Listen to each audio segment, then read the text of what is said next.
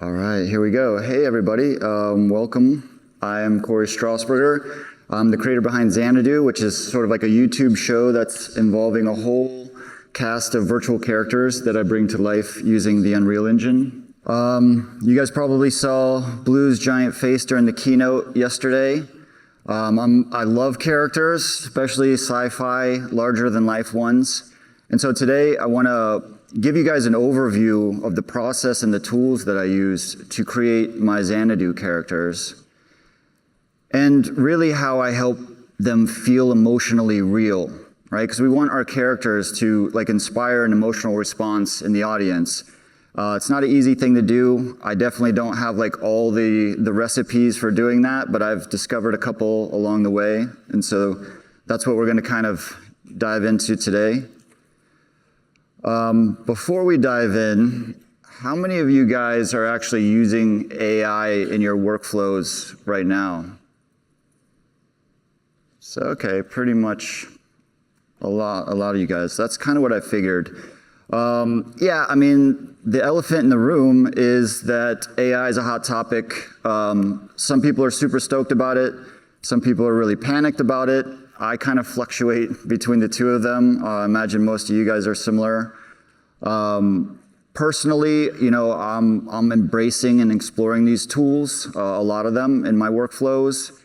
With that said, I also highly support slowing things down if that was ever a possibility. I think that it's all moving really, really fast. I would like to just, if nothing else, be able to enjoy some of the breakthroughs before there's already the next breakthrough and the next breakthrough. I mean, I don't know about you guys, but I'd be happy with AI of a year ago or 2 years ago still. So hopefully there's opportunities that we can kind of collectively slow things down for a bunch of reasons. But I just want to throw that out there because I know that people are very sensitive, and this presentation's got a lot of AI involved. So cool, we're gonna just jump right in. For those of you who are unfamiliar with my content, I'm just going to play a little bit of an edit that's kind of a hack together of some episodes or things that I've made, so you get a sense of the characters that I've built and sort of the process that I'm about to show you kind of derived from this. So let's play this. This should have audio, guys.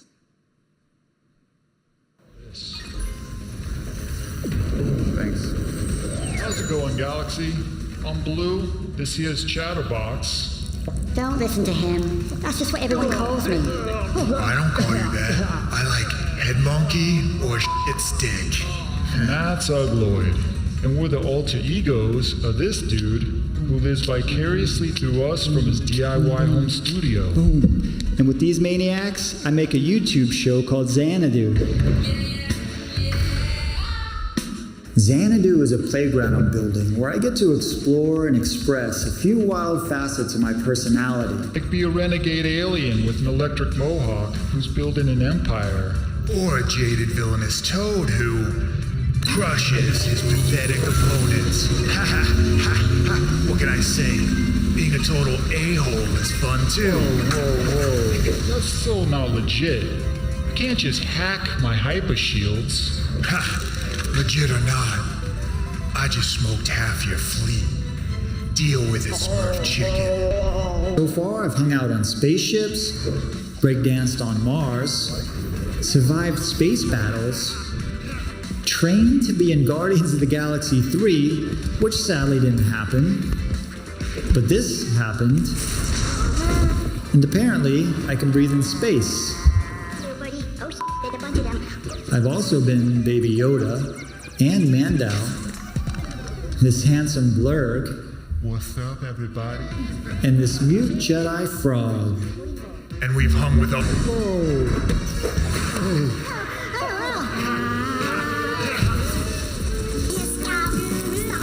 And the best part? Cory does it all in his pajamas. No rules, no bosses. Just crazy-ass ideas.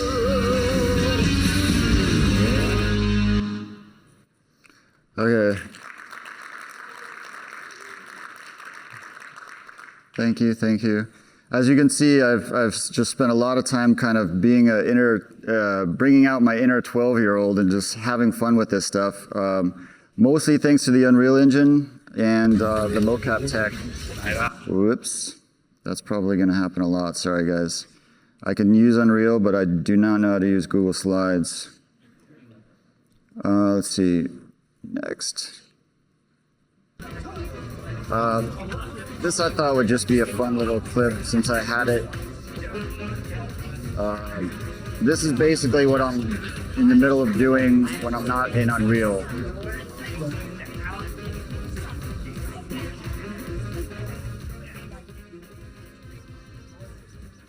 This is what my mocap sessions look like.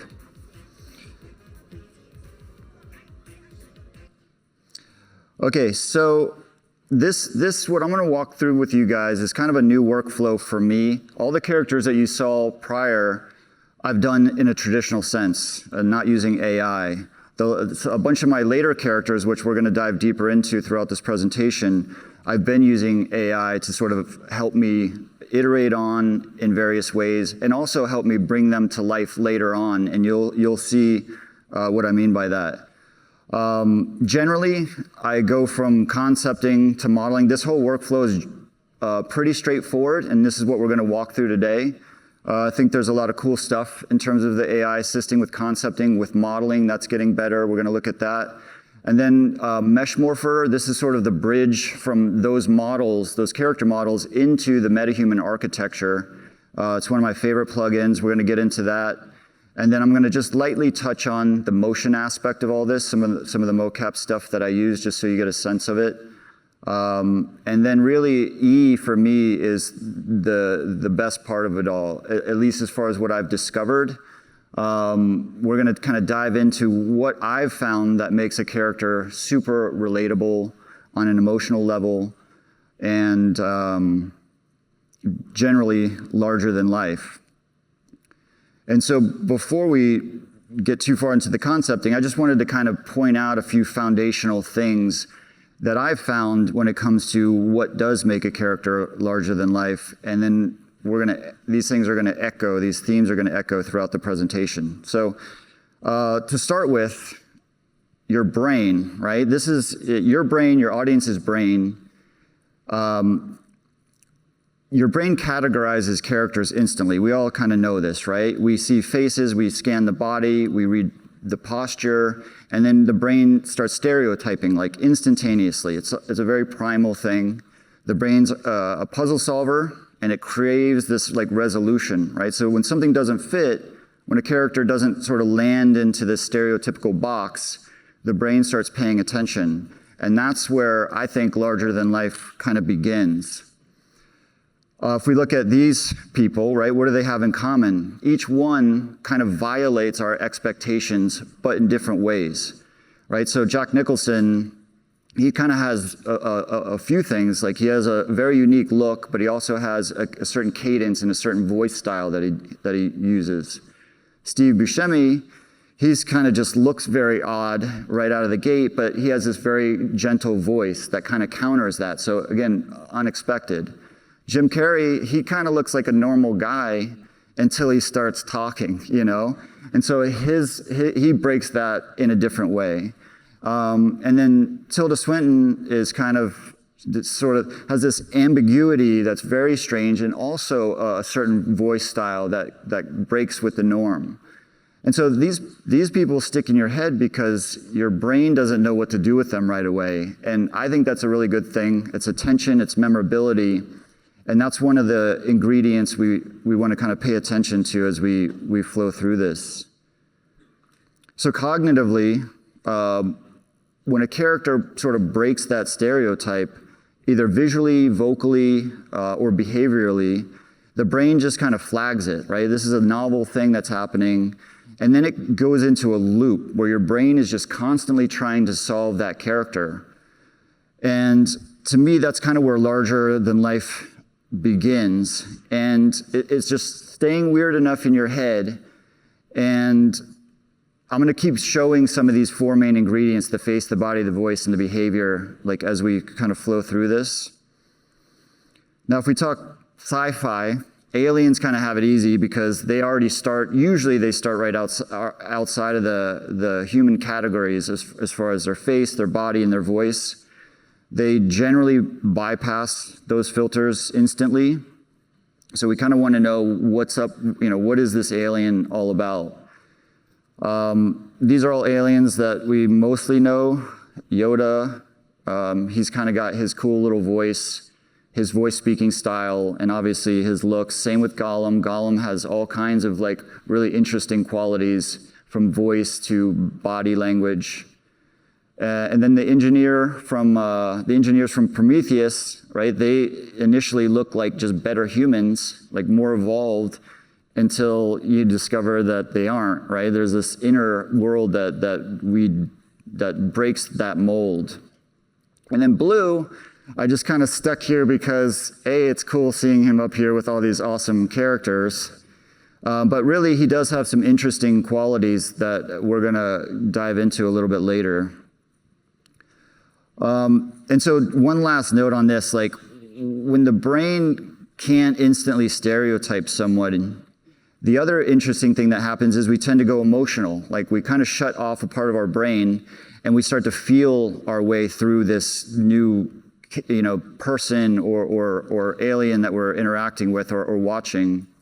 But your brain is also left in this sort of heightened open state where it's just craving more information, waiting to be able to solve that puzzle. And so for me, I think it's a powerful principle in character design and something that we want to dive a little bit more into, even for humans. It doesn't have to be like in the scope of like a big alien character. So quick little recap here.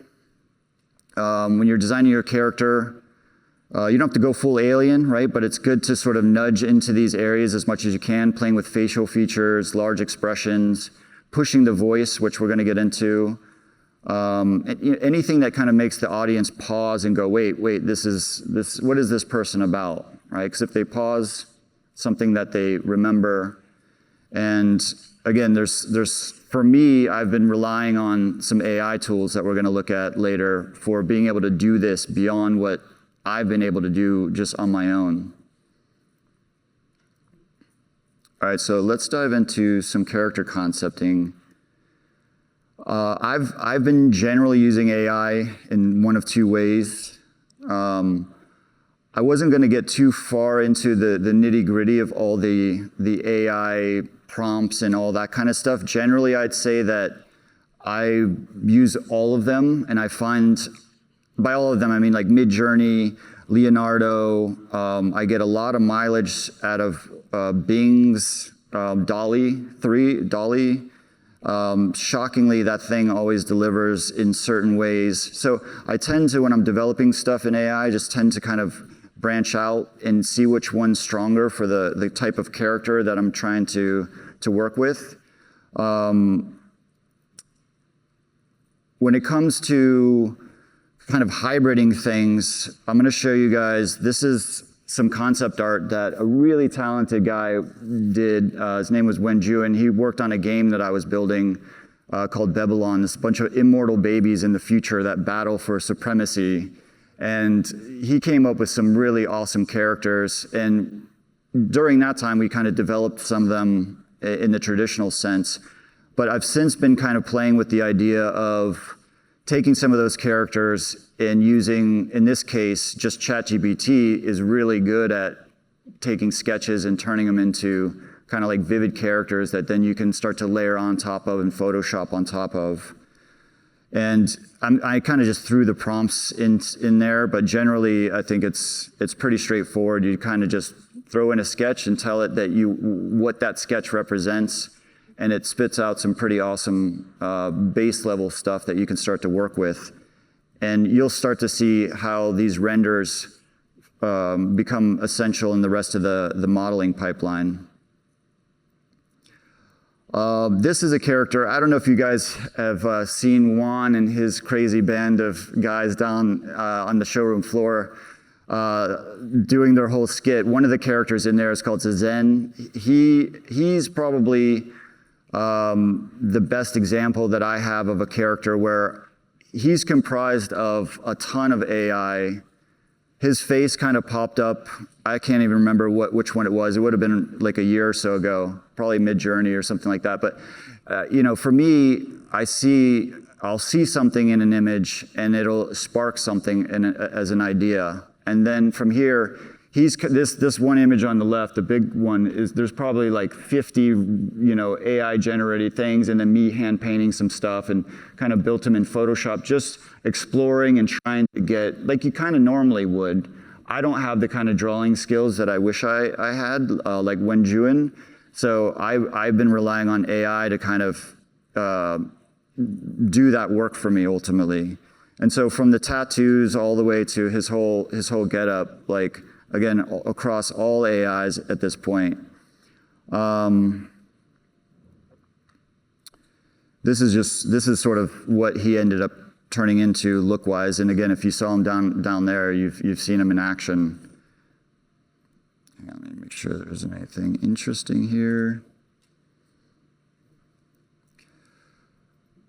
So one of the things I want to bring up, and I don't know how interesting this is going to be for you guys, because when it comes to characters, it almost seems like it goes without saying that it's essential that you have a strong emotional connection to this thing as you're designing it or as you're creating it. To me, whether it's you're working on it for your own self or for a project or for work or for any reason, I tend to find that like it's essential that I have some kind of a real emotional reaction as I'm iterating on these things visually.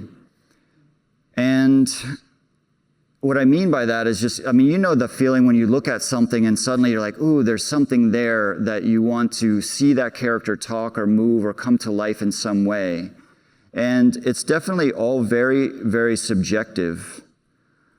But to me, I feel like it's the absolute core thing. Like I won't, until I feel something really strongly about a character, or I'll keep iterating on it until I do, it just doesn't, in a sense, it doesn't matter. Like I'm like, until I find that sweet spot, I just keep on iterating. And that's one of the benefits of AI too, is you can kind of keep doing that. You can keep hacking things together until you find that emotional feeling.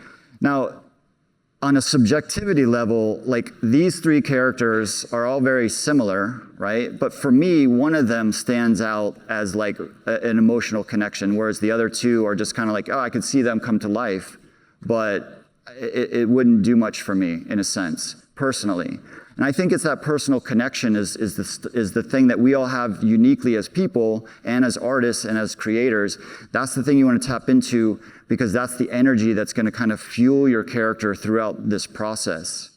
And even on a subjectivity level, like it could be that one of these characters reminds me subconsciously or consciously of my neighbor's dad growing up, you know what I mean? But the cool thing about that is I would subconsciously or unconsciously infuse some of that into that character. And I think that's where that connection, that spark of emotion starts. And then I think that it's felt by people as they experience this character. So I'm gonna kind of point to that along the way too, because I think it's a big thing, and I don't know if it's obvious or not. So these are all characters that for me hit an emotional trigger in some way. These are all characters that I get excited about, like wanting to see them come to life in some way. Whether it's like, oh, I could see a story world in this, or I could see if I adapt that character from just this base AI generated version into like my Xanadu world, which would be a process of like Photoshop and iterating and kind of turning that character into something that made sense for the world. And so again, it's just like really double downing on that connection, regardless, I think, of what if you're the artist, that's sort of, I think your job is to bring yourself into that in some way. And for me, AI has been great at that, because I can just keep iterating until I find that spark. I've also started doing what I'm just calling video vetting. This is basically a very obvious thing of just putting some of these images. Once I find something that I think is interesting, I'll throw it into Runway, and you can throw a video in there with it of me just talking. Some of this stuff is nonsense, and sorry, because I never intended to like show any of these videos publicly. This is me just throwing something out there to so that I can test to see what these things look like. So, but you'll see what I mean. I kind of just. Well, hello. So lovely to see you, I guess. Let's just say that I think that you're a complete idiot and not really interested in whether or not I care. But I don't. So bye-bye. Yeah, I mean, I'm literally just talking nonsense. But for me, it's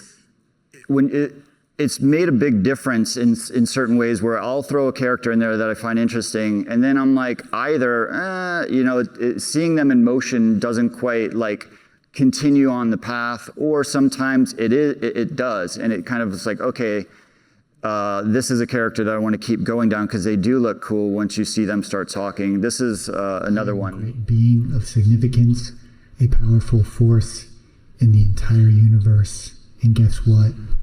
I can levitate and do things that you can't. Lame, but it was a test to see what's going to happen. So I think you get the idea. I mean, it's cool because you see these characters come to life very easily.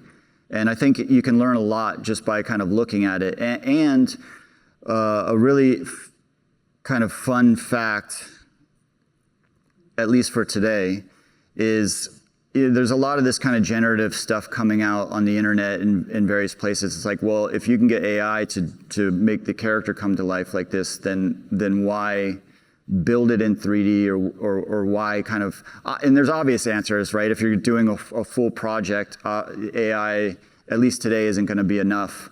But the other thing I just kind of realized as I dug into it more is the cost of rendering these characters like this is pretty substantial. It uses a lot of power, and it's not cheap. And then if I turn one of these characters into a MetaHuman and kind of on my pipeline, once that initial part's done, I can make content with this character endlessly, essentially for free, just rendering it out of Unreal. So I think there's going to be a big cost advantage of, even as these characters get to be more flexible in AI, where you can really get them to do more things than just kind of like talking heads. I'm sure that's going to be very soon. But I think it's still going to be really, really expensive for a long, long time. So I think there's a big advantage. And also being able to play out the characters and other things. There's a lot of reasons to kind of build them as MetaHumans and drive them in Unreal. But I just thought that was kind of an interesting, cool thing that made me feel better about doing it all in Unreal. So the other cool thing that just recently kind of became a possibility is once you got a character, there's all these new modeling tools where you could like throw them in there and generate a model. And we're going to look at that. But you really need, in order to kind of get it to a place where you can utilize these tools in a good way to see them in motion really fast, you need them to be in a T-pose, and that's always been really historically hard in AI. But with the latest version of Midjourney, I don't know if you guys have been using it or not in this way, but it's a really cool and easy way to feed it a character and just tell it to put it in a T-pose. And obviously it's going to interpret the body, and you can kind of iterate until you get what you want. But this is a new and cool part of this process, because for me, I can just go, okay, great, I've got a character, put them in a T-pose, and then we can go straight into sort of some of the modeling tools that are out there. These are the 3 modeling AIs that I've been using: Meshi, Tripo, and Hunyan. I'm kind of guessing on how that's pronounced.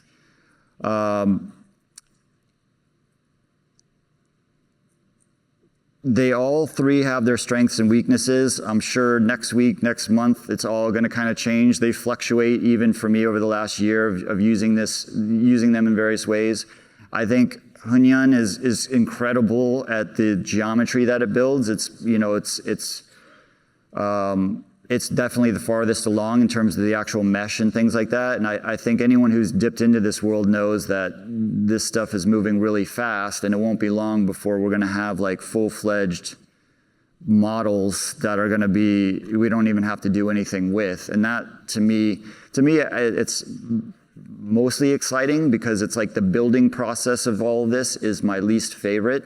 Like if I could just get characters to be alive and working like instantly, I would definitely be happy about that. There's certainly certain parts of the process of creating that I don't want to ever sort of give up to AI, at least now, that I'll always do, because that's the part that brings me joy, and the parts that don't, I'm happy to kind of skip past a lot of the hard work. So these are, again, like the 3 that I've been using. There isn't any real sort of like recipe for like which one is, I kind of tend to, like if I get something that I really like, I'll run it through all 3 of them just to sort of see which one does the best job. And ultimately, I think today, and this is where the power of this really comes in for guys like me, is the hardest thing, I think, in my career, I've worked with a lot of modelers. I've modeled a lot of characters myself, ZBrush and all the traditional ways. And when you've got a piece of art or a character, getting the proportions right is one of the hardest things. I think it's like the artists that are like those A-level artists, they're just good at it. You know, they can sculpt a character from a piece of art, and all the proportions are there and nailed and look amazing. So for me, I love this part because even though the meshes that come out of these AIs aren't good enough to use, they're definitely good enough to throw into your modeling program, and it does all the hardest work for you as far as those proportions and stuff go. So it accelerates my modeling time dramatically, because when you don't have this level of like a model to work from, it takes a while. It takes me a while to really get all those things dialed in nicely. And this just cranks out a basis for you to work on. So I've been using that a lot lately in terms of accelerating my workflow, just as like a base mesh. This is also just a little side, like, hey, look, you know, Hunyan is really amazing at these sort of like structural shapes, and it can create some pretty damn good geo that with some fast optimizations, and then, you know, you go into Substance Paint or something, you can texture it and kind of get some quick props and things like that. I haven't really been making stuff where I've utilized this yet, but just looking at the quality level that it's getting to, I get excited to, because this would take me a long time to make. And, you know, for me, the holy grail, again, with modeling is just boom, I come up with some cool stuff. I would probably paint over this AI thing to get all the things I want specifically, and then have the modeler sort of render it, and then I could throw it into one of my episodes. I mean, that's like a dream for me, because, you know, you always want these various props and things, and if the marketplace doesn't have it, then you got to build it, and that sucks up a lot of time for the stuff that I'm doing. And I'm not I used to enjoy modeling more. I don't enjoy it that much anymore because it's so slow, and I'm trying to do all these other big things. So again, something I'm happy to sort of pass off and get done quicker. This is a little bit of a detour. This is something that I recently just did as an experiment, and I thought it was worth showing.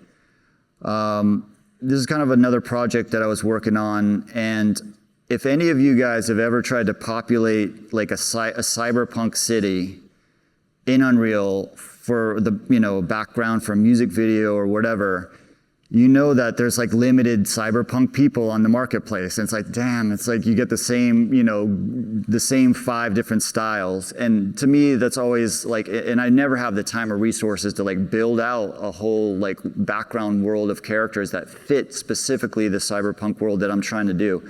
So these characters are definitely not like, oh, me going, oh, let's build a cohesive cyberpunk world. I just kind of did a variety of things because I wanted to try something. So within a few hours, I took a bunch of those, I just made up a bunch of prompts and got a bunch of characters.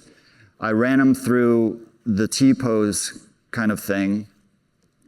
And I don't know if you guys are familiar, like with Meshy, for example, you can do some pretty cool things in that you can, just with a button click, you can retexture that same model, right? So I've got like 2 characters with 2 textures with a click of a button, and you can just hit another button and it'll auto rig that character. And it's all lo-fi in a sense, right? It's not necessarily usable in a way, but you can see them walking. There's some built-in animations. I think all 3 of the tools that I use have this sort of auto rigging function. And so just as a quick experiment, again, within an evening, I took all these images and I threw them in Unreal. Some of this is just their, whatever, just generic sort of animation that they have, whatever idle poses and stuff. Some of this is me just slapping some animation because you can retarget so quickly in Unreal now. Some of the mocap I had laying around. But my thought was, okay, how far back do these things need to be be usable in something just as like filling out a scene for background characters? Let me show you sort of, I did a little bit of a hack fly through.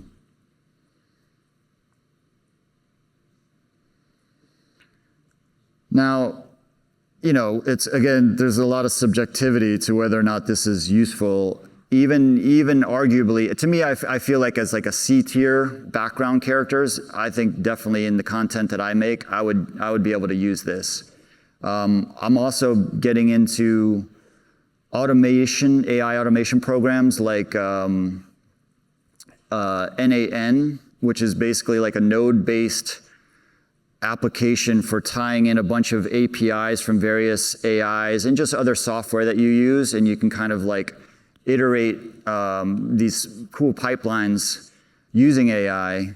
And for me, I've been starting to get into this idea of, imagine if you're like, okay, I want a bunch of cyberpunk characters, you give it a bunch of prompts, it shoots it out to the various AIs, it brings you back a bunch of samples, and you're like, yes, no, yes, no, yes, no, yes, no. And then it takes those, automatically runs them through like Tripo, automatically rigs them, automatically drops them into Unreal.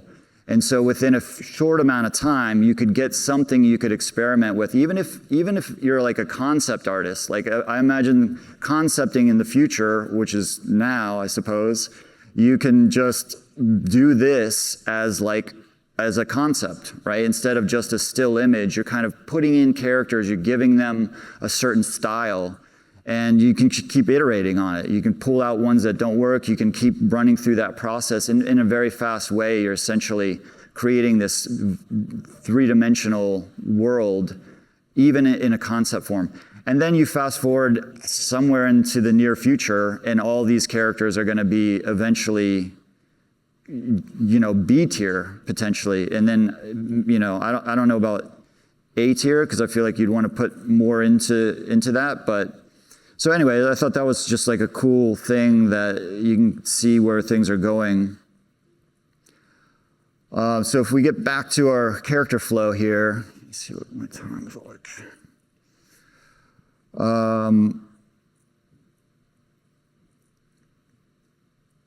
Yeah, so now we're at a point where, let's say we have some geometry that we like from our process. And again, I'm showing you guys the AI version of all this stuff.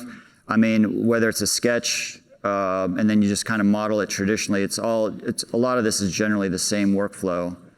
But the main step is, you know, we want to take our model and turn it into a MetaHuman. And in order to do that, for me, you always have to just create a generic MetaHuman. So I'm not going to get into too much detail with that. And all the new tools that just came out yesterday kind of changed the landscape a bit. So I'll try to touch on that as much as I can, because even for me, I think some of this stuff is going to change a little bit in how I do it, given the new MetaHuman creator and the power of all that stuff. But the main step is, you know, I use MetaHuman creator. I create like a generic MetaHuman that kind of resembles as much as possible the character that I'm going to turn him into. And then the workflow generally splits into two ways. Either I sculpt that character, like the bottom path is I take that MetaHuman base mesh, I export it from Unreal, I go into Maya or ZBrush, and I just sculpt right onto the MetaHuman topology, which is essentially what you need. And that's also changing in the sense that ultimately MeshMorpher is the bridge between that model of your new character and the original MetaHuman. It's the thing that merges it in my workflow. That tool is just like an insane tool. It's gotten so many new features that I haven't even been able to use yet, where you can use non-MetaHuman topology, and which makes the process even faster. You could potentially take scan data, I don't know, I haven't tried it. I don't know how good the quality will be, but you can basically do the wrapping in there. You can just use different topology instead of MetaHuman topology. So it's really powerful and fast in terms of iterating, getting your model into a MetaHuman so that you could see it talking and animating. The other alternative is, again, you have to kind of wrap the MetaHuman geo topology onto your new character. I use Wrap 3D. Again, MeshMorpher also has that newly in it as an Unreal plugin. And I'm gonna try it because if I can stay out of Wrap, that's gonna just speed things up even more. But ultimately, we're just trying to get our geometry into MeshMorpher. And yeah, if you guys don't know how wrapping works, it's just a quick little video to show you're essentially just creating points on the MetaHuman mesh and then on your character that correspond, and then it essentially just wraps it kind of morphs that geo onto your new character, and then that makes it highly usable within the MetaHuman ecosystem. One tip, I've done this a lot of times, this is a very essential part of the process. There's this sort of, I call it the war paint texture that comes with MetaHuman, the identity. It's the identity plugin. It's kind of hard to find in the engine. I was gonna try to find it again and put the path on there. You kind of have to search for it to get this texture. But this is essential because if your topology doesn't line up with this kind of base MetaHuman flow, then once it becomes a MetaHuman, you're gonna struggle with all kinds of issues with the mouth, with the eyes.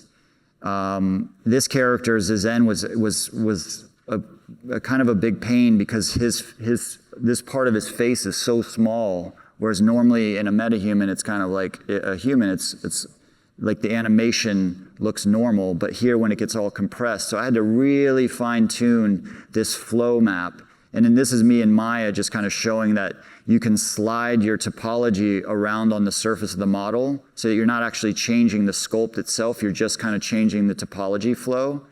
And it's really, really important to do this, whether you're using Wrap 3D or whatever, because again, once you put it into the MetaHuman architecture, if it doesn't flow well, the mouth, these other things are just not gonna look good.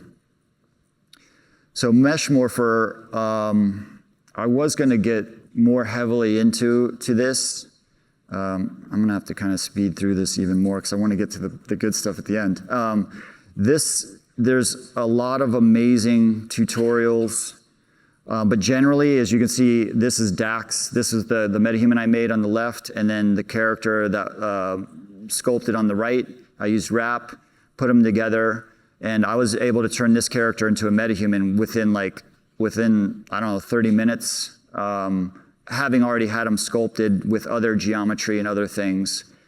This is what MeshMorpher looks like. It's a full-blown killer plugin because it does so many things. It saved my butt in so many ways in so many instances with actual projects and then my own stuff.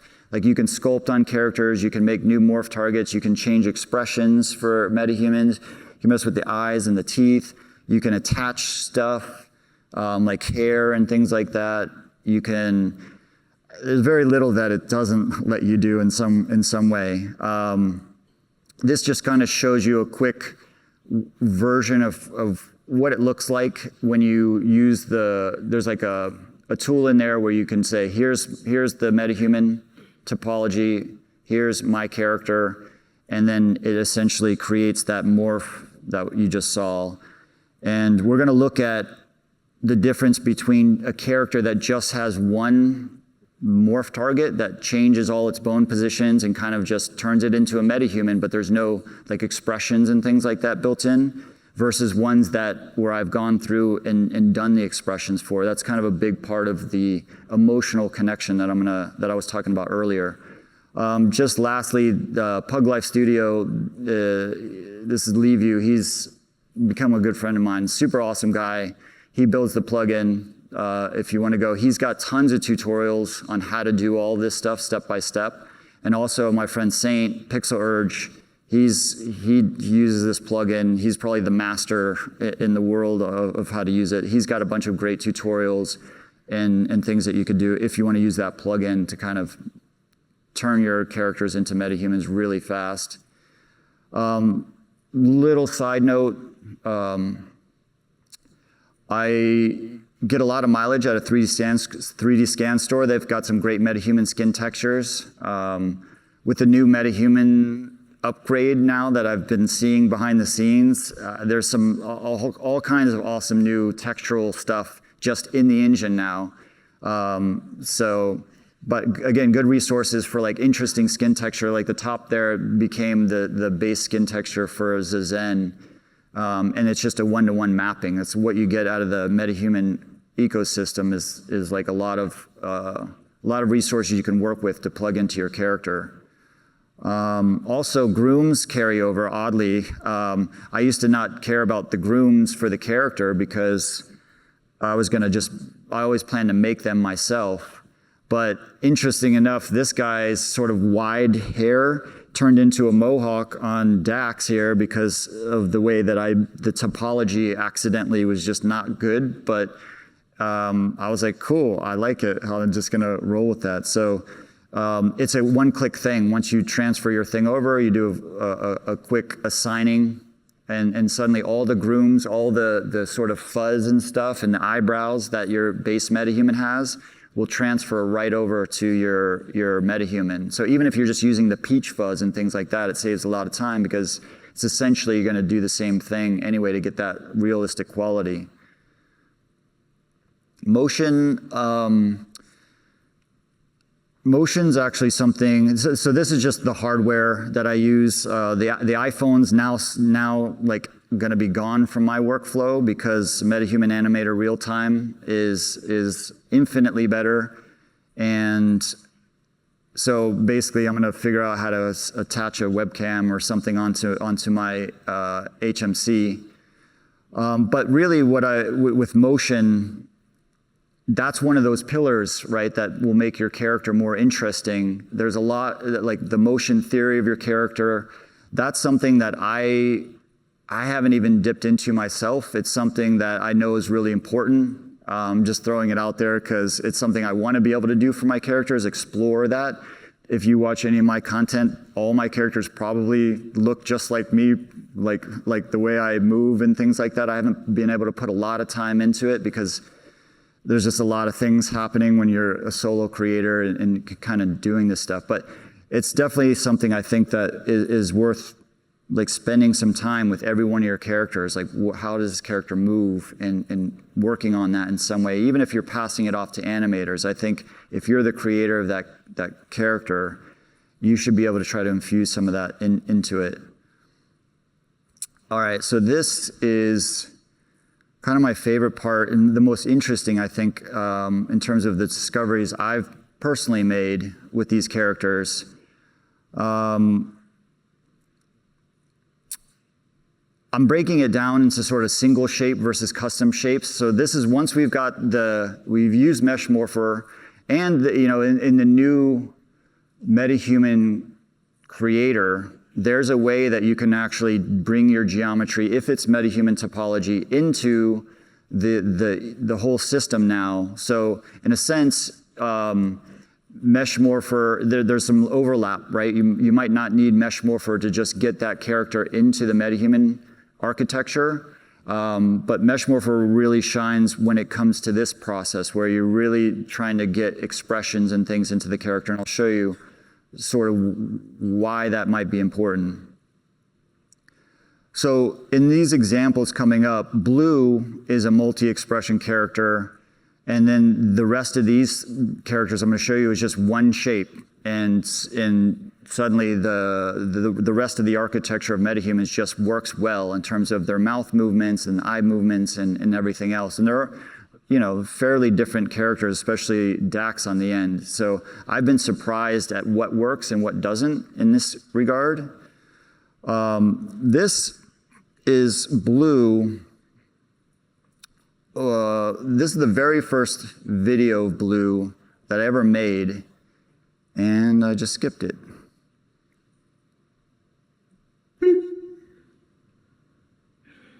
Yo, so I come across this box. Okay, it's a box that somebody traded me in an intergalactic pawn shop, all right?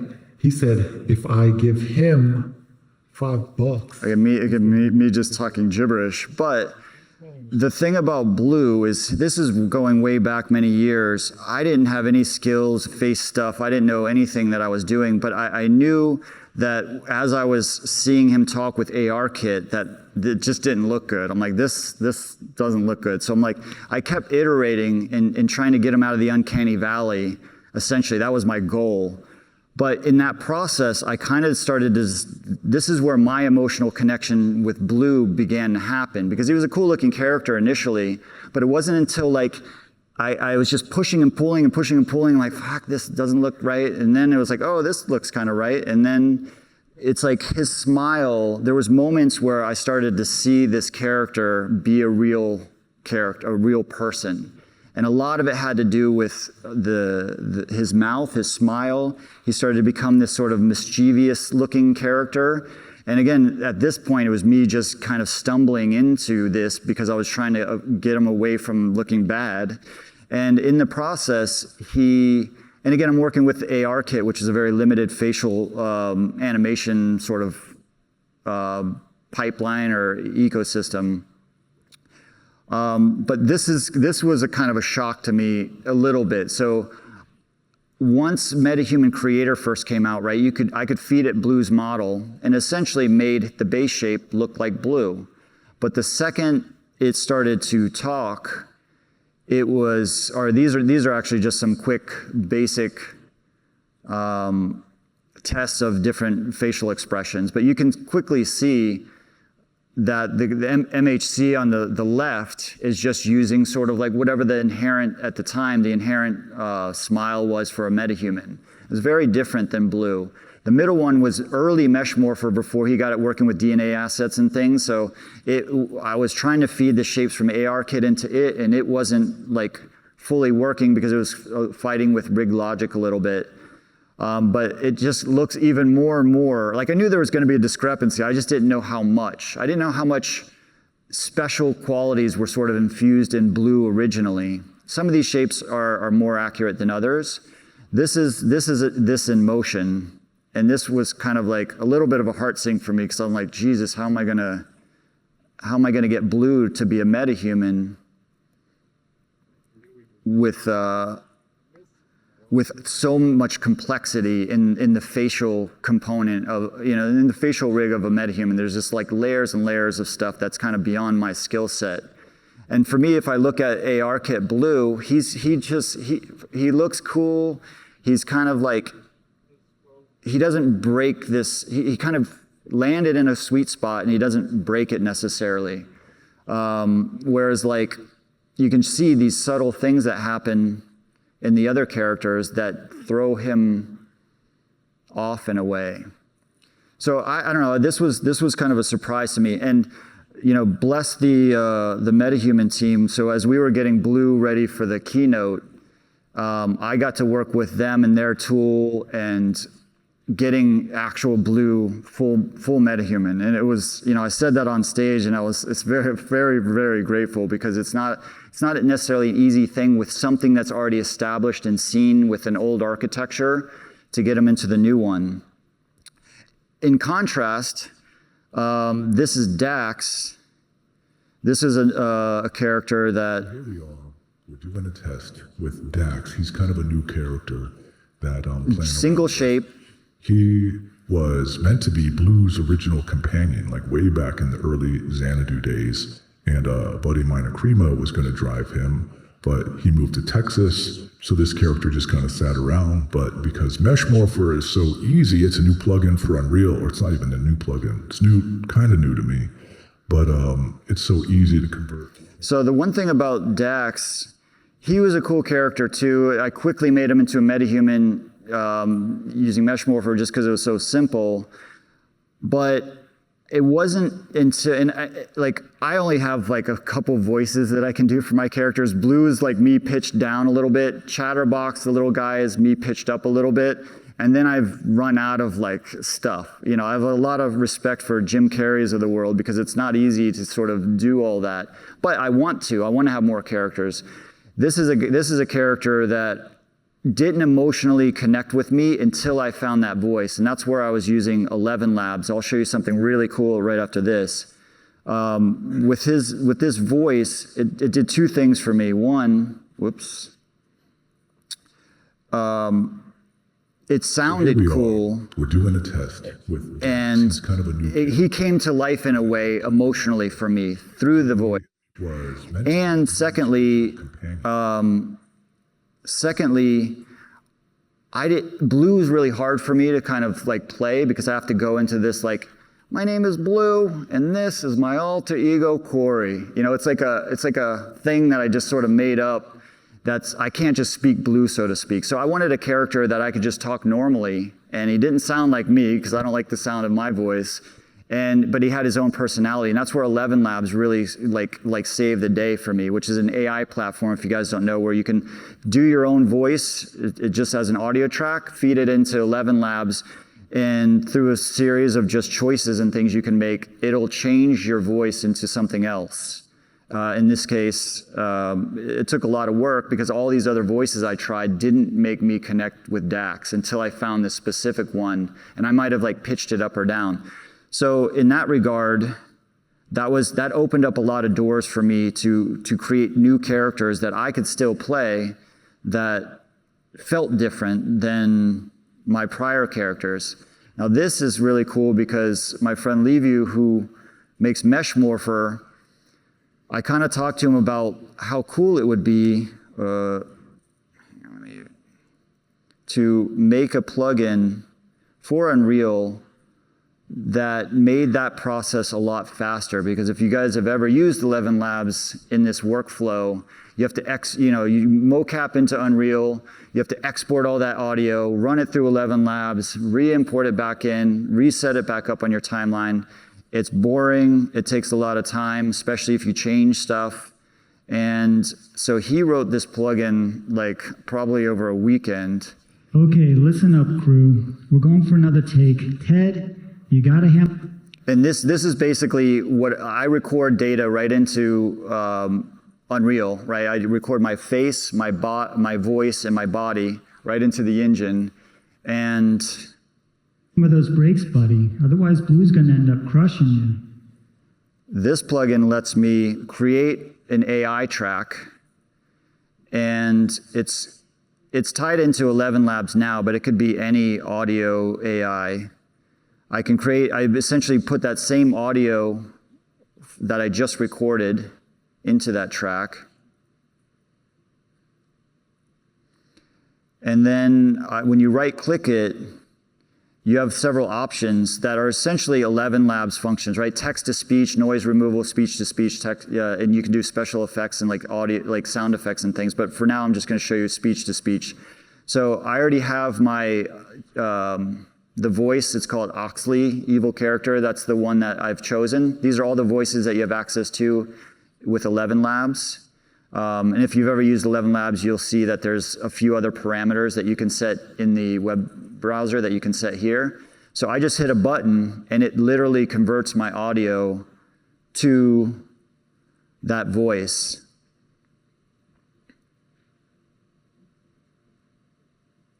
All right.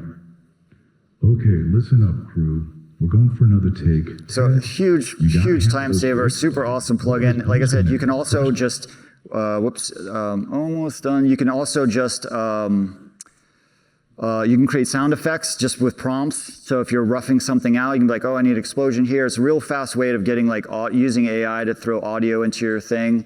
You can also, what I'm gonna start using it for is I do blocking where I just kind of use my voice to take my script and rough it out with just like stick characters. Now I can actually just type out dialogue if there's characters that I'm not playing, or if I just don't feel like voicing it, I can just type out some dialogue. It makes it in the voice, throw it in the timeline, or it's already in the timeline, and then I can kind of iterate on that. So that's some powerful, cool stuff that I'm gonna start using moving forward. And then lastly, or almost lastly, Zazen, another character that came to life for me with the voice, right? Like he was cool. I needed another character that I could just talk normally, and he's kind of like my spiritual alter ego. Took me a while, but I finally found a voice that then I compressed and kind of did some other just pitch shifting to. My name is Zazen, and I'm very much in love with the universe, with life, with the genius, the absolute genius behind everything that exists. Creation itself, the complexity, the beauty, the harmony, the contrast, the dynamics. So you kind of get the idea. Again, I mean, a single shape MetaHuman, all the rest, I mean, there's a few little things I have to kind of dial in with his expressions.